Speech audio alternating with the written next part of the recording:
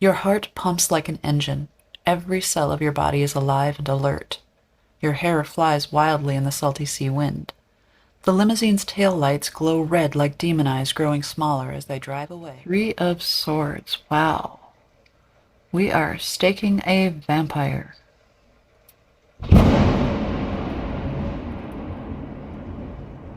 Well, there you go. The storm is here.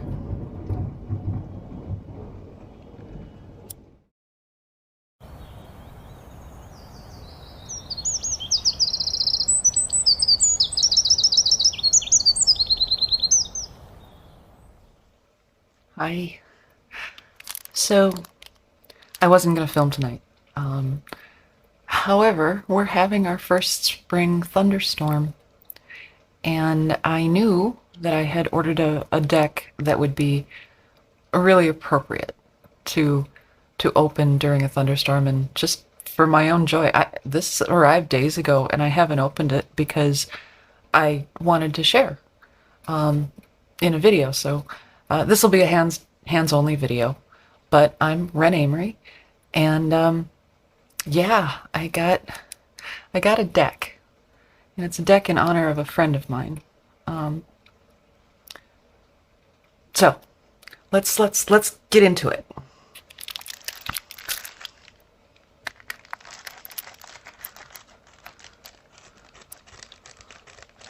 Without setting it on fire.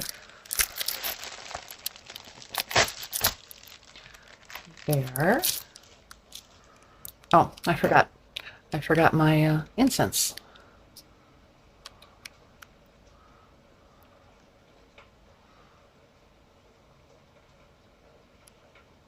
Because I love my incense. Alright, and that'll just be there until I can pass the deck through it. And then I'll move it away. But here's the deck I ordered. It was not very expensive. And I wasn't really going to buy such a thing. But I don't know, I watched a review or a flip through, and I was kind of pleasantly surprised by what was revealed to me. So we're gonna open this deck tonight. It's just gonna be a little bit of joy for me. All right. I think I see an actual. See that? I think it's actually got a. Yes, it does. This is the first time I've ever gotten a tarot deck in just a tuck box. I've always kind of gotten the nicer sets, ones that I've contemplated for a long time. And I'm gonna admit, this was kind of a spur of the moment purchase. So, it is called the Tarot of Haunted House. Mind you, I think the reason I haven't purchased this prior to now is it drives me crazy that it doesn't say Tarot of the Haunted House, but it does not. So, it is by Sasha Graham and Mirko Pierfederici? Pierfederici, perhaps. I hope I don't offend anybody by mispronouncing names. So, okay, the back has a lovely woman in jeopardy. And here we have, oh gosh, I don't even know how to, all right, let's just get into it.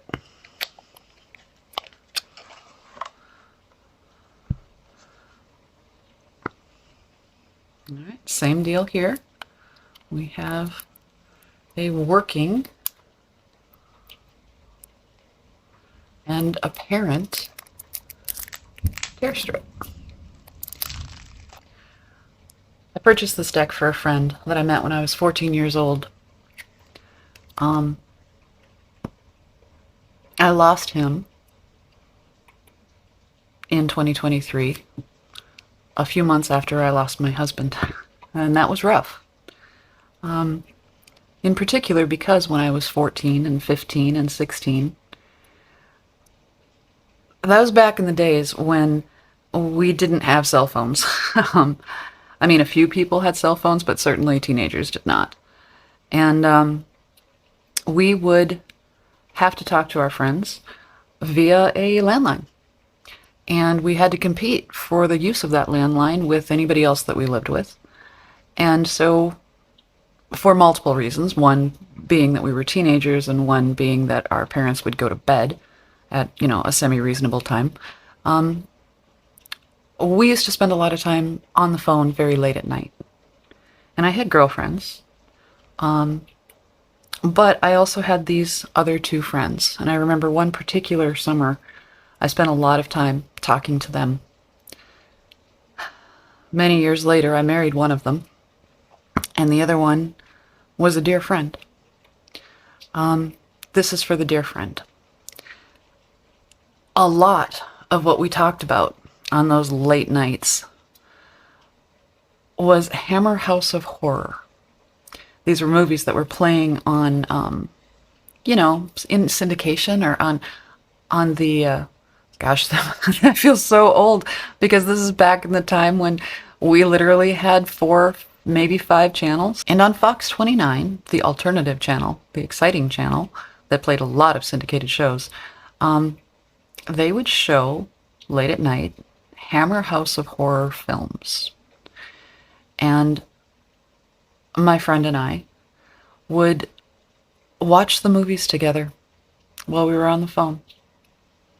I don't know how to describe it. It was, I don't know. But we forged a friendship over Hammer House of Horror. And this deck, when I saw it, instantly made me think of him. So, I had to get it.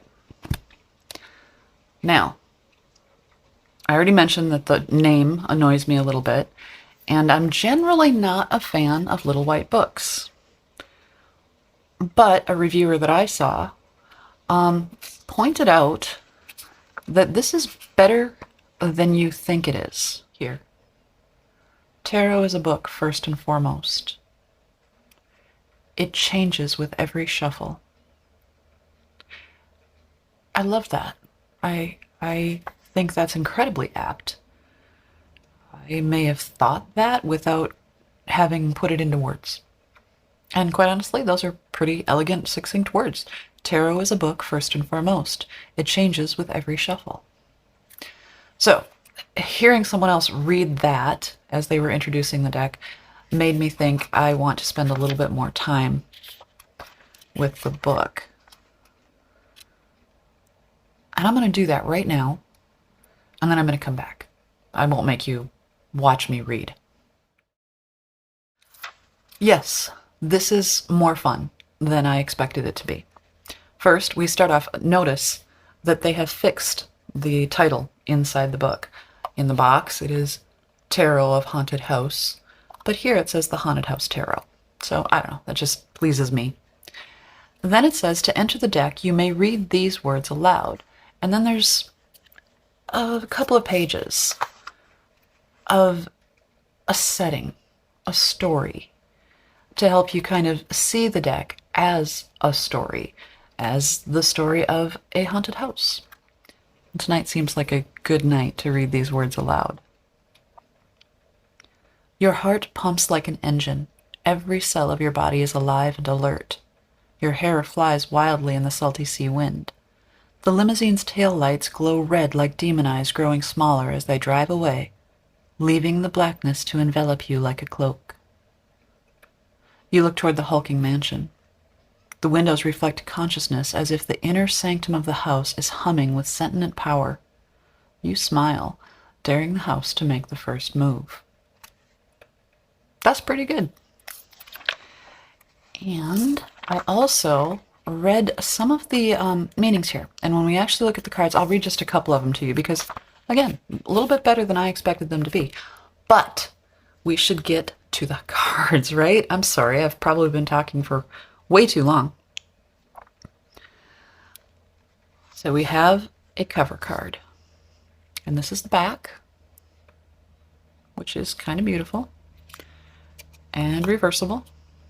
So if you read reversals, you won't get spoilers from the backing of the cards. The cardstock is actually pretty good. It's cardboard.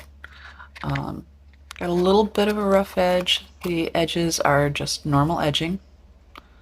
A little shiny in this light, but um, mostly just gray edging.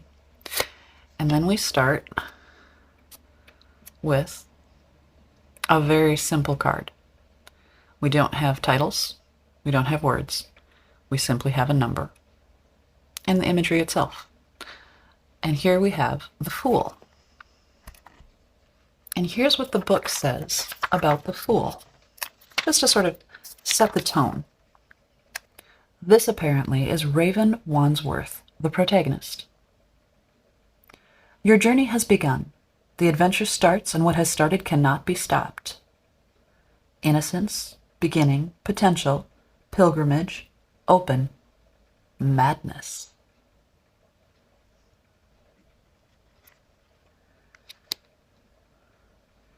Here we have 1. The Magician. The butler holds the key. He is the trickster of the house, with one hand in the unseen. Nothing escapes his watchful eyes. Skill, power, talent, precision, ambition, and mastery. And we'll do one more before we just look at the art, because I don't want to spoil everything. Here we have the High Priestess. She is called, in the book, the Eternal Witch.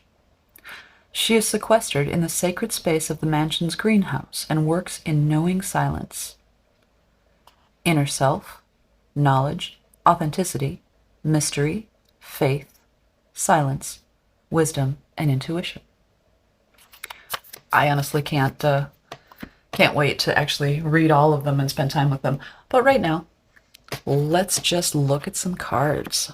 All right. So, the Empress. Lovely. The Emperor.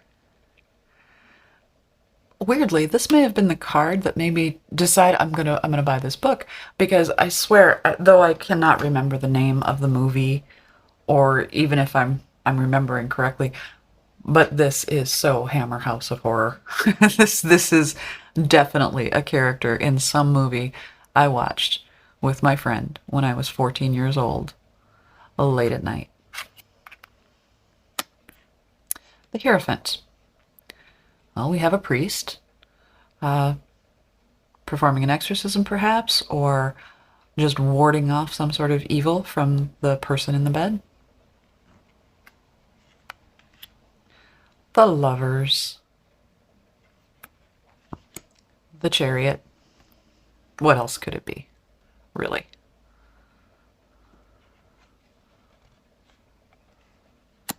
Strength. Interesting. No feline.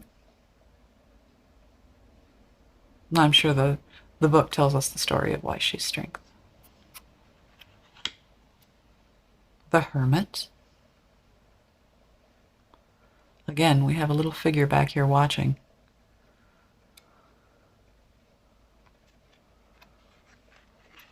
The Wheel of Fortune.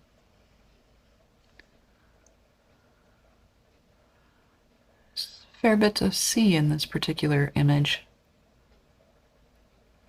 It'd be interesting to compare it directly to a more traditional Wheel of Fortune card to see how many of the elements are captured here. Justice. Now, okay, I love this. I love the idea that a housemaid is the arbiter of justice.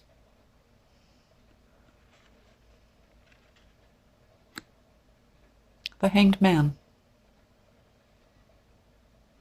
Okay.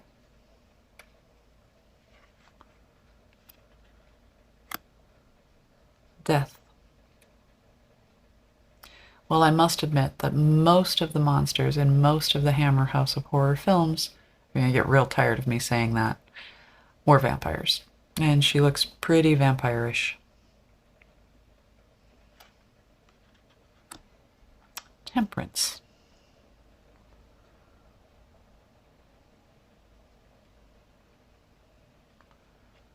Trying to see. Oh, she's pouring. She's a bartender. She's a bartender. That works for me. And the devil. Actually, this is pretty good. I mean,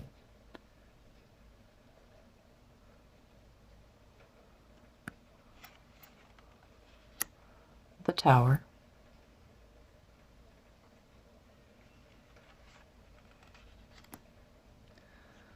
Star.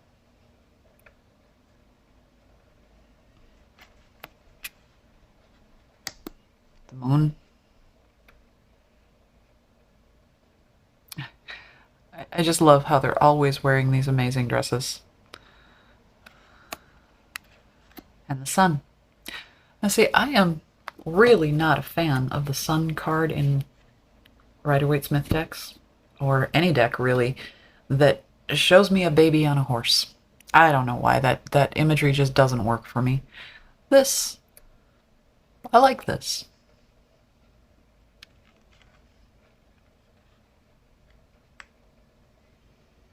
Judgment. Interesting.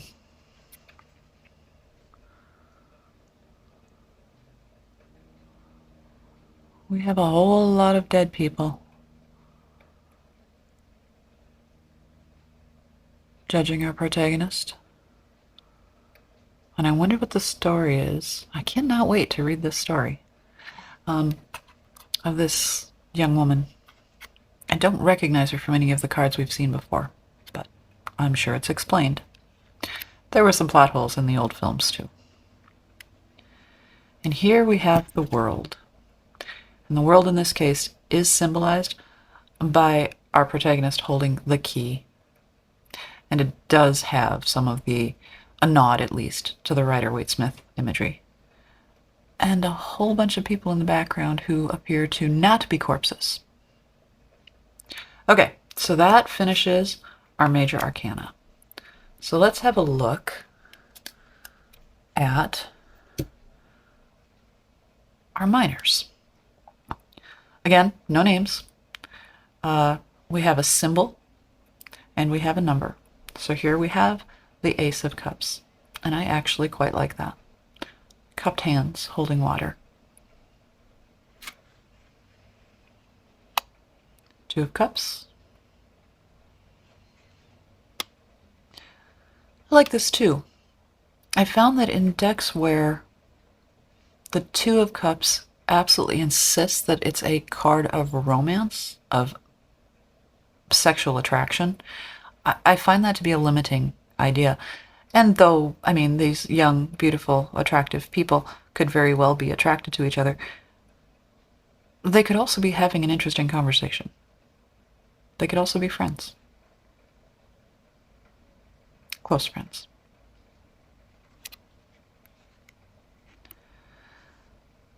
Three of Cups.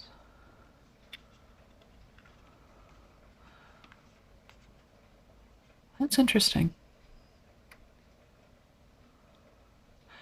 Other people are having the celebration, but our protagonist is away from that.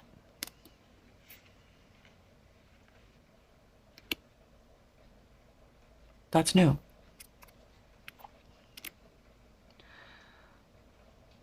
Four. Huh. So she's not noticing the fourth option, which is being preferred by a skeletal hand.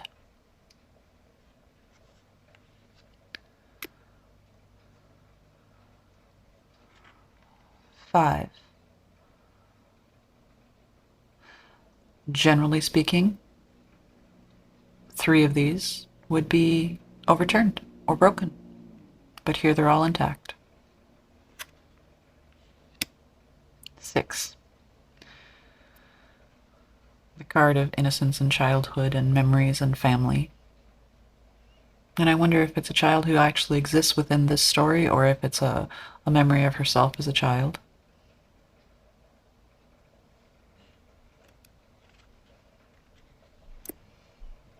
pretty standard 7 of Cups.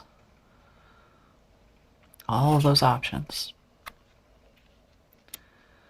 8 of Cups, walking away. Is that our butler?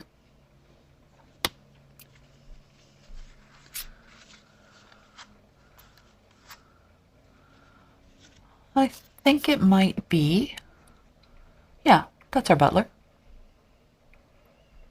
From the majors. And he is quite satisfied. Note the traditional print of the Rider-Waite-Smith deck in the back, which is pretty cool. This also gives me the Shining vibes, but that's, you know, a decade later.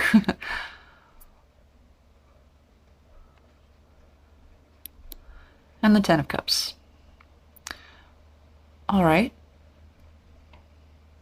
We have some twins here. Or at least girls dressed alike.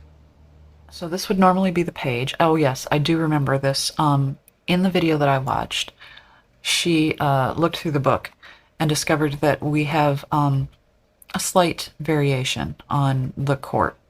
So we have knaves, and then we have knights, and then we have a queen, and then we have a king. So we'll put those back down. But yes, she mentioned that. She looked it up and figured it out. And I will try to remember to link to her video in the section below, in the information box below, because she did a great job. And she convinced me, perhaps without even meaning to buy this deck. So we have the Knave of Cups.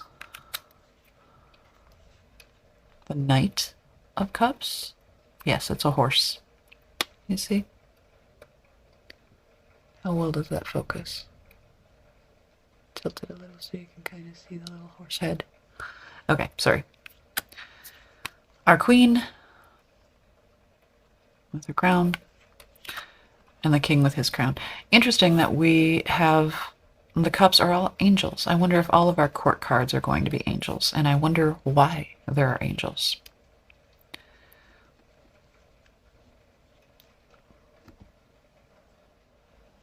Moving on to the pentacles. Ace. Ah, there's our twins. Another nod to The Shining, including right down to the carpeting. It's not exact, but it's definitely a homage.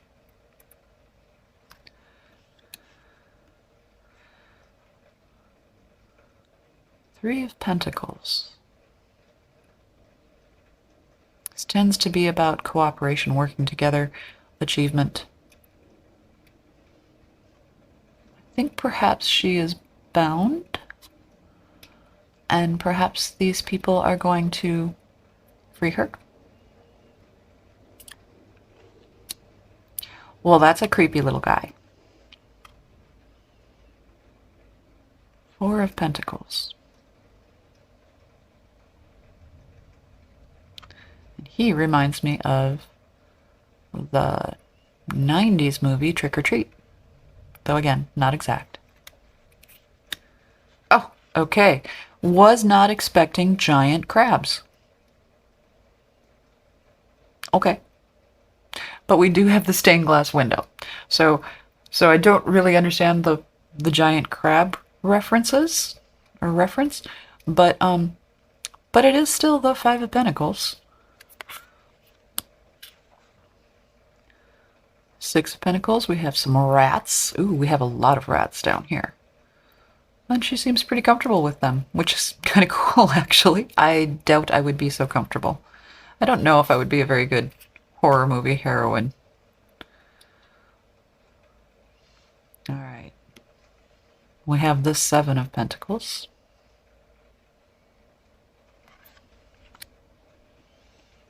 The Eight. Yep, that looks appropriately bound. Scary.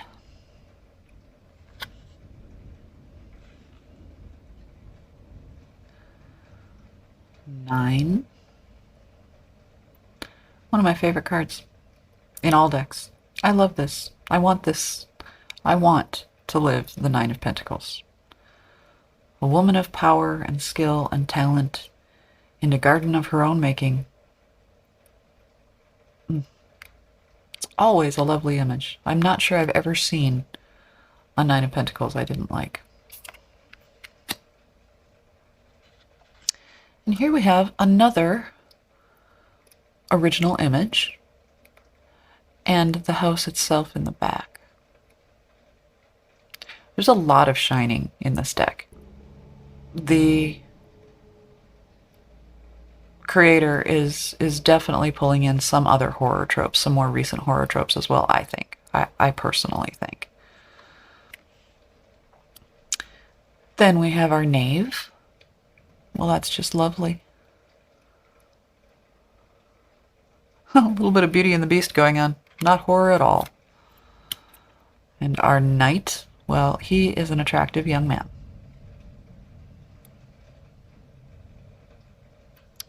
Made much more attractive by the presence of the owl. And our queen, she has a rabbit. Well, hello. Now that is a King of Pentacles. Yes, that may be one of the best King of Pentacles I've ever seen. Solid, stable, sturdy. And I quite like that. All right. We move on to the wands.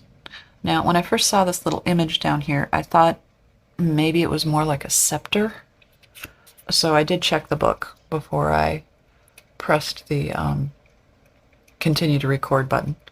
And they just call them wands. So, all right. So for the Ace of Wands, we begin with a candle.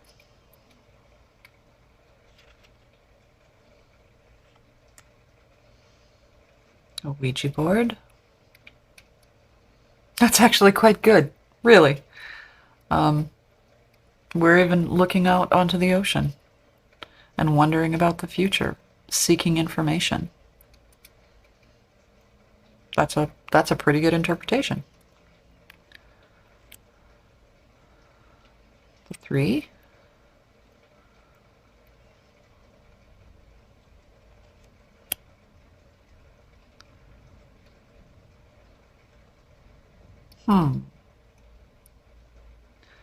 Not sure I'm loving the 4 of Wands. It's a very positive card in most Rider-Waite-Smith decks, and this does not strike me as a positive card, but I'm sure it makes sense within the context of the story that this deck is attempting to tell. This is more what I would expect for the 5 of Wands. A raven shows some victory with the 6 and defends herself with the 7.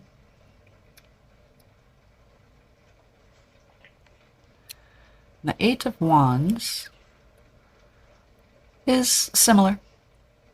In fact, one of my other, I believe it's the Terror of the Witch's Garden, has a very similar image. Flaming wands kind of sort of coming straight at the viewer. I think that's the deck where I've seen a similar image before. 9 of Wands.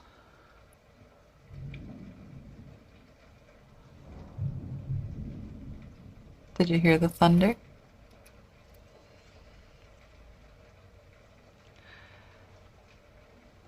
And we have the court cards of the wands. We have our knave. There's a carousel in this house. That's pretty cool. I'm so pleased that some of the thunder is coming through. And we have our Knight of Wands, who appears to be, these are bats in the front. You can see that. And he's wearing a cloak, and you gotta love a guy in a cloak. You gotta love a woman in an evening gown, and a man in a cloak.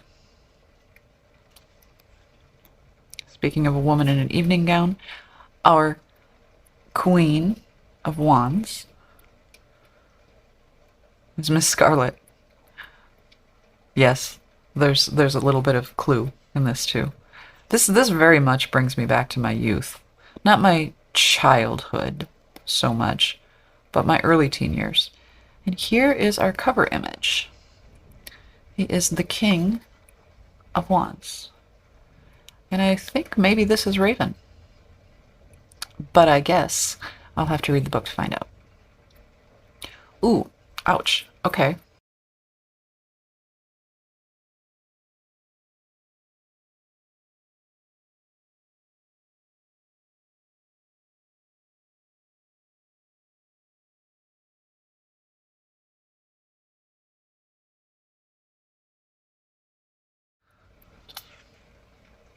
The Ace of Swords.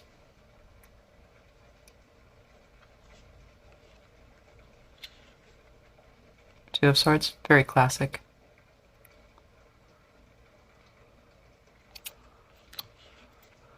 Three of Swords, wow.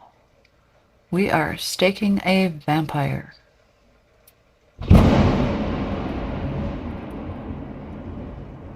Well, there you go. The storm is here.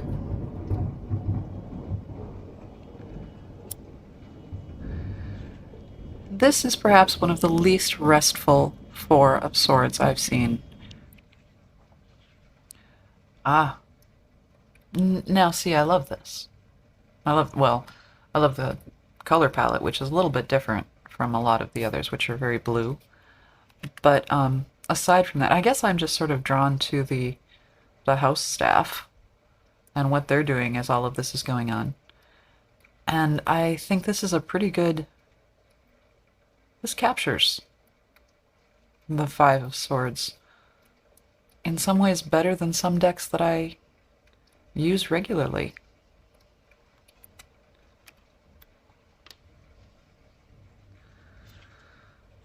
All right, Six of Swords.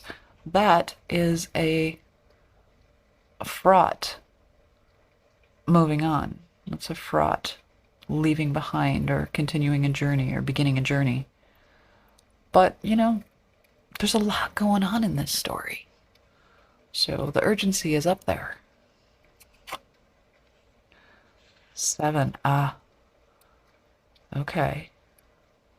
I also like this, because frequently when I draw the Seven of Swords, it makes me nervous, well, and rightly so, because it tends to suggest that someone is being duplicitous,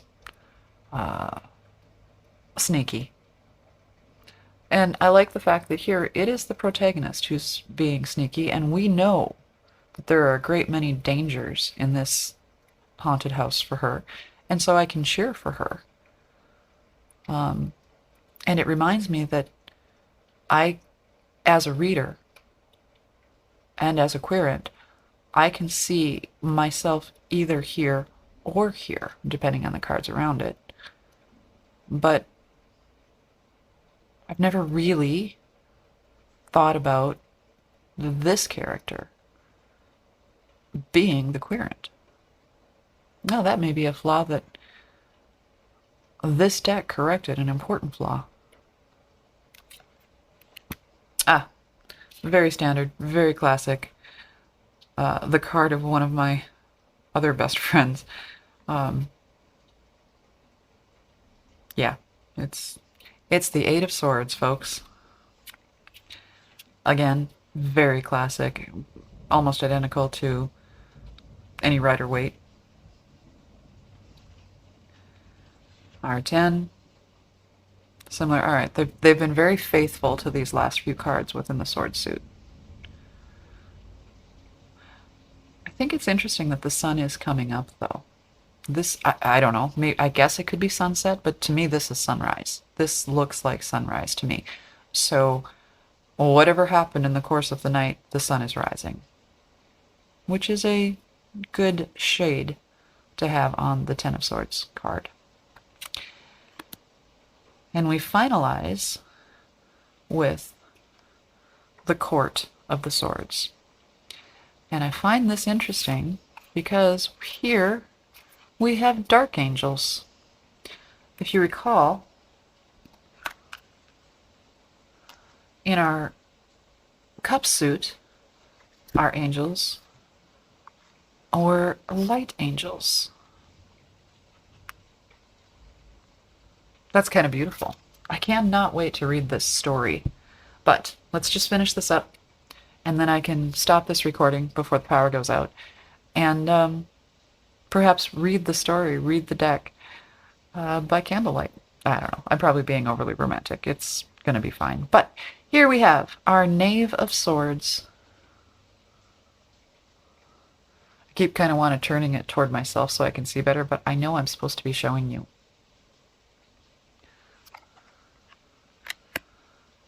All right.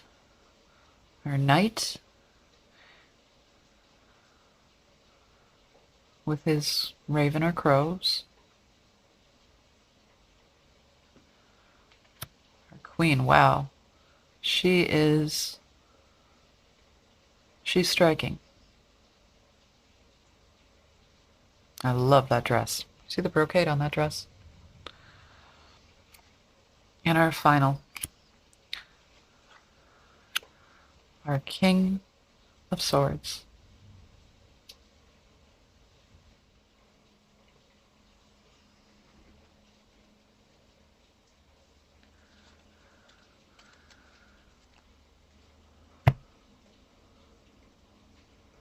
All right, let's pull one card. Let's see how they shuffle.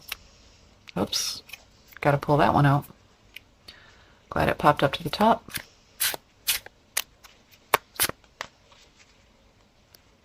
Shuffle's fine. Nice size, very nice size.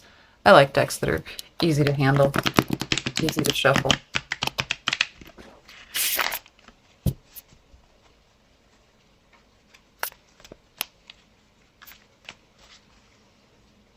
I don't know if I'll edge this deck.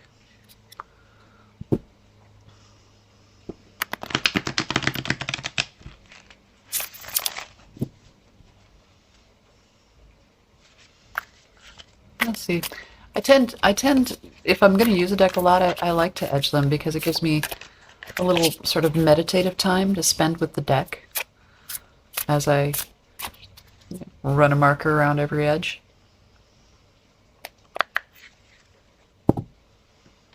Now they say if you get a true random set, you need to do this like 10 times. But we've had a jumper. We've had the Wheel of Fortune. There's actually a couple other cards here, but got a pretty decent shuffle. I got a 2 of Wands, 10, and 9. So, but let's read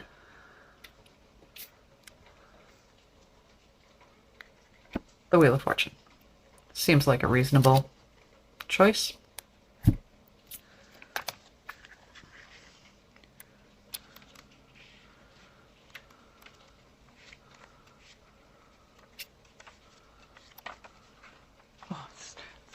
The major arcana section is like just tiny. It's 2 pages. All right. We need the Wheel of Fortune. The subtitle of this card is Secret in Basement. The wheels of the universe churn deep beneath the house, and the tetramorph who hold the 4 corners of the earth keep faithful watch. Wow, okay. The 4 corners of the earth. We have the lion and the bull.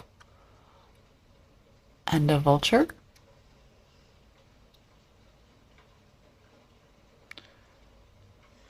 and a humanoid figure,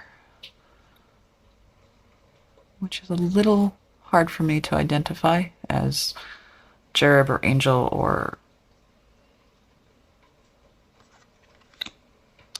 All right, and the keywords to go along with that brief and evocative and cryptic story are revolution, winds of fate, change, revolve, flux, cycles, expansion, energy, and karma. And that, my friends, is Tarot of Haunted House. Bye.